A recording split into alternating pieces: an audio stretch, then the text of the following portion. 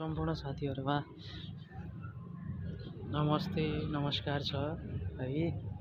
अब मैले बारम्बार भनिरहेकै छु, हामीले चाहिँ नि आफैले पढेको विद्यालय, आफैले अध्ययन गरेको विद्यालय हो श्री सत्यवादी माध्यमिक विद्यालय गोटीलेकमा।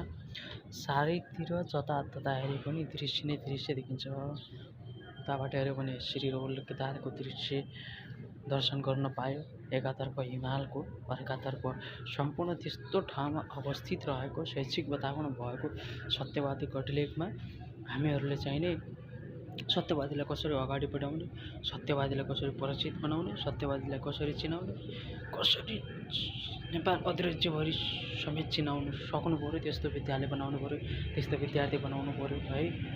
त्यसैले म यताबाट भनिरहेको छु तपाईँहरूलाई बारम्बार सत्यवादीलाई अगाडि बढाउने। योभन्दा जे जस्तो भयो पनि भयो, अब बिर्सिनुहोस् है।